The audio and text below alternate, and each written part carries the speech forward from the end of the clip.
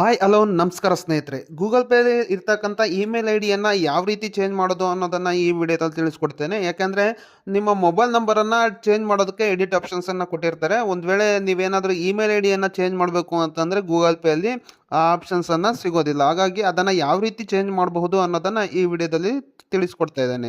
ಹಾಗಾಗಿ ಈ ವಿಡಿಯೋನ ಸ್ಕಿಪ್ ಮಾಡದೆ ಪೂರ್ತಿಯಾಗಿ ನೋಡಿ. ಸೊ ಅದಕ್ಕೂ ಮುಂಚೆ ನನ್ನೊಂದು ಸ್ಮಾಲ್ ರಿಕ್ವೆಸ್ಟ್, ನೀವಿನ್ನೂ ನಮ್ಮ ಚಾನಲ್ನ ಸಬ್ಸ್ಕ್ರೈಬ್ ಆಗಿಲ್ಲ ಅಂದರೆ ಈಗಲೇ ಸಬ್ಸ್ಕ್ರೈಬ್ ಆಗಿ, ಹಾಗೆ ಪಕ್ಕದಲ್ಲಿ ಬರುವ ಬೆಲ್ ಐಕನ್ನ ಕ್ಲಿಕ್ ಮಾಡಿ ಫ್ರೆಂಡ್ಸ್. ಸೊ ನೋಡೋಣ ಬನ್ನಿ ಯಾವ ರೀತಿ ನಾವು ಗೂಗಲ್ ಪೇಯಲ್ಲಿ ನಮ್ಮ ಇಮೇಲ್ ಐ ಡಿನ ಚೇಂಜ್ ಮಾಡೋದು ಅಂತ. ಸೊ ಮೊದಲಿಗೆ ನೀವು ನಿಮ್ಮ ಏನೋ ಗೂಗಲ್ ಪೇಯನ್ನು ಓಪನ್ ಮಾಡ್ಕೊಳ್ಳಿ. ಸೊ ಓಪನ್ ಮಾಡಿದ ನಂತರ ನೋಡ್ಬೋದು ನಿಮಗೆ ಈ ರೀತಿಯಾದ ಇಂಟರ್ಫೇಸ್ ಬರುತ್ತೆ. ಮೇಲೆ ಪ್ರೊಫೈಲ್ ಪಿಕ್ಚರ್ ಇದೆಯಲ್ಲ, ಸೊ ಅದ್ರ ಮೇಲೆ ಕ್ಲಿಕ್ ಮಾಡಿ. ಸೊ ಅದ್ರ ಮೇಲೆ ಕ್ಲಿಕ್ ಮಾಡಿದ ನಂತರ ನೋಡ್ಬೋದು ಈ ರೀತಿ ಬರುತ್ತೆ. ಇಲ್ಲಿ ಕೆಳಗಡೆ ನೋಡ್ಬೋದು ಸೆಟ್ಟಿಂಗ್ ಅನ್ನೋ ಒಂದು ಆಪ್ಷನ್ಸ್ ಇದೆ. ಸೊ ಸೆಟ್ಟಿಂಗ್ ಅನ್ನೋ ಆಪ್ಷನ್ಸ್ ಮೇಲೆ ಕ್ಲಿಕ್ ಮಾಡಿ. ಅದಾದ ನಂತರ ನೋಡ್ಬೋದು ಮೇಲೆ ಪರ್ಸನಲ್ ಇನ್ಫಾರ್ಮ್ ಅನ್ನೋ ಒಂದು ಆಪ್ಷನ್ಸ್ ಬರುತ್ತೆ, ಅದ್ರ ಮೇಲೆ ಕ್ಲಿಕ್ ಮಾಡಿ.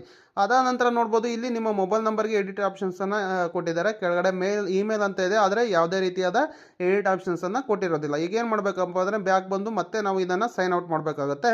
ಸೈನ್ ಔಟ್ ಮಾಡಿದರೆ ಫುಲ್ ನಿಮ್ಮ ಏನು ಗೂಗಲ್ ಪೇ ಸೈನ್ ಔಟ್ ಆಗುತ್ತೆ. ಒಂದು ವೇಳೆ ಈ ರೀತಿ ಮಾಡೋಕ್ಕೆ ಆಗಲಿಲ್ಲ ಅಂತಂದ್ರೂ ಕೂಡ ನೀವು ಡೈರೆಕ್ಟಾಗಿ ನಿಮ್ಮ ಜಿಮೇಲನ್ನು ಅನ್ಇನ್ಸ್ಟಾಲ್ ಮಾಡಿಬಿಟ್ಟು ಮತ್ತೆ ಇನ್ಸ್ಟಾಲ್ ಮಾಡಿದರೂ ಕೂಡ ಮತ್ತೆ ಹೊಸದಾಗಿ ನೀವು ಇನ್ಸ್ಟಾಲ್ ಮಾಡ್ಬೋದು. ಸೊ ಹೊಸದಾಗಿ ಇನ್ಸ್ಟಾಲ್ ಮಾಡಿದ ನಂತರ ನೋಡ್ಬೋದು ಈ ರೀತಿ ಬರುತ್ತೆ. ಇಲ್ಲಿ ನಿಮ್ಮ ಮೊಬೈಲ್ ನಂಬರನ್ನು ಹಾಕಿ ಅದಾದ ನಂತರ ಕಂಟಿನ್ಯೂ ಅನ್ನೋದ್ರ ಮೇಲೆ ಕ್ಲಿಕ್ ಮಾಡಿ.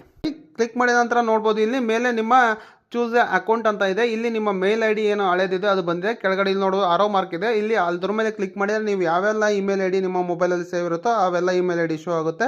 ಸೊ ನಿಮಗೆ ಯಾವುದು ಬೇಕೋ ಅದನ್ನು ಸೆಲೆಕ್ಟ್ ಮಾಡ್ಕೊಳ್ಳಿ. ಸೆಲೆಕ್ಟ್ ಮಾಡಿಕೊಂಡು ಅಕ್ಸೆಪ್ಟ್ ಆ್ಯಂಡ್ ಕಂಟಿನ್ಯೂ ಅನ್ನೋ ಒಂದು ಆಪ್ಷನ್ಸ್ ಮೇಲೆ ಕೆಳಗಡೆ ಕ್ಲಿಕ್ ಮಾಡಿ. ಸೊ ಅದನ್ನು ಕ್ಲಿಕ್ ಮಾಡಿದ ನಂತರ ನೋಡ್ಬೋದು ನಿಮಗೆ ನಿಮ್ಮ ಮೊಬೈಲ್ ವೆರಿಫೈ ಆಗೋದಕ್ಕೆ ಒಂದು ಒ ಟಿ ಪಿ ಕೂಡ ಬರುತ್ತೆ.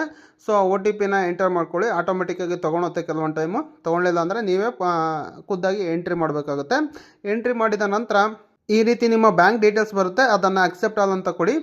ಈಗ ನಿಮ್ಮ ನಿಮ್ಮ ಪೇಮೆಂಟ್ ಮೋಡ್ ಏನಿರುತ್ತೆ ಅದನ್ನು ಆಕ್ಟಿವೇಟ್ ಆಗ್ತಾ ಇರುತ್ತೆ. ನೋಡ್ಬೋದು ರೈಟ್ ಮಾರ್ಕ್ ಕೂಡ ಬಂದಿದೆ. ಸೊ ಈಗ ನಿಮ್ಮ ಏನು ಗೂಗಲ್ ಪೇ ಇರ್ತಕ್ಕಂಥದ್ದು ಆಕ್ಟಿವೇಟ್ ಆಗಿದೆ. ಸೊ ನೀವು set pin number, U P I number ಬೇಕಾದ್ರೆ ಮತ್ತೊಮ್ಮೆ ಕ್ರಿಯೇಟ್ ಕೂಡ ಮಾಡ್ಕೊಳ್ಬೋದು, ಅಥವಾ ನಾಟ್ ನೌ ಅಂತ ಕೊಟ್ಟು ನಾವು ಈಗ ಬ್ಯಾಕನ್ನು ಬರ್ತಾ ಇದ್ದೇವೆ.